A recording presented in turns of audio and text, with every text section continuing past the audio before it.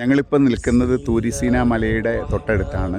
ഇവിടെ അള്ളാഹു പ്രത്യക്ഷപ്പെട്ട മൂസാ നബി അലൈഹി ഇസ്ലാമിൻ്റെ മുന്നിൽ അള്ളാഹു പ്രത്യക്ഷപ്പെട്ട് തകർന്ന് തരിപ്പണമായ മലയാണെന്ന് പറയുന്ന ഒരു മല ഇതിൻ്റെ തൊട്ടടുത്ത് നമുക്ക് കാണാൻ സാധിക്കും. പക്ഷേ അതാണെന്ന് ഉറപ്പ് പറയാൻ സാധിക്കില്ല. പലരും പറയുന്നത് ഇത് തന്നെയാണ് ആ മല എന്ന് പറയുന്നു.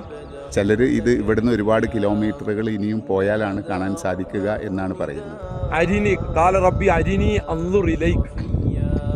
മൂസാ നബി ഏതായാലും സംസാരിച്ചല്ലോ, അപ്പൊ റബ്ബെ നിന്നെ എനിക്കൊന്ന് കാണണം എന്ന് ആഗ്രഹമുണ്ട്. അരിനി ഇലൈക്. അപ്പോൾ അല്ലാഹു സുബ്ഹാനഹു വ തആല ലൻ തറാനി, നിനക്കെന്നെ കാണാൻ സാധിക്കില്ല, അതിനുള്ള ത്രാണിയില്ല.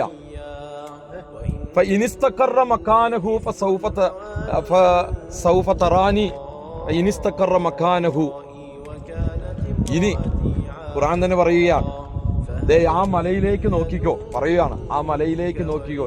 ഉൻദുർ ഇലൽ ജബൽ ഫഇനിസ്തഖറ മകാനഹു ഫസൗഫ തറാനി. ആ മല ആ സ്ഥലത്ത് തന്നെ അങ്ങനെ നിന്നാൽ, അതേപോലെ നിന്നാൽ നിനക്ക് എന്നെ കാണാൻ കഴിയും. ഫലമ്മാ തജല്ലാ റബ്ബുഹു ലിൽ ജബലി ജഅലഹു ദക്കം വഖറ മൂസാ സഇക. അല്ലാഹുവിന്റെ പ്രകാശം ആ ഭൂമിയിൽ പ്രത്യക്ഷപ്പെട്ടപ്പോൾ ദക്കൻ അത് മുഴുവൻ തവിട് പൊടിയായി. വഖറ മൂസാ സഇക, മൂസാ നബി അലൈഹി സ്വലാത്തു വസ്സലാം ബോധം കെട്ടു വീണു, താങ്ങാനായില്ല.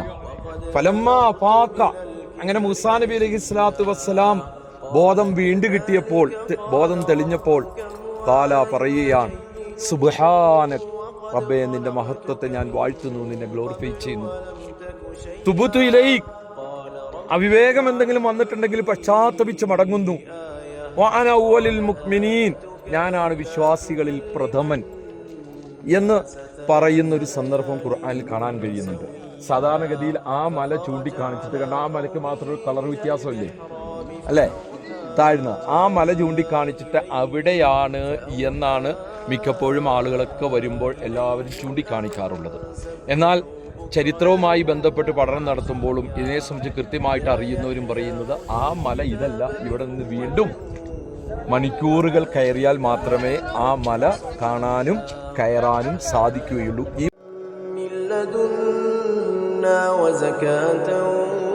وكان تقيا وبرا بوالديه ولم يكن جبارا عصيا وسلام عليه يوم ولد ويوم يموت ويوم يبعث حيا واذكر في الكتاب مريم إذ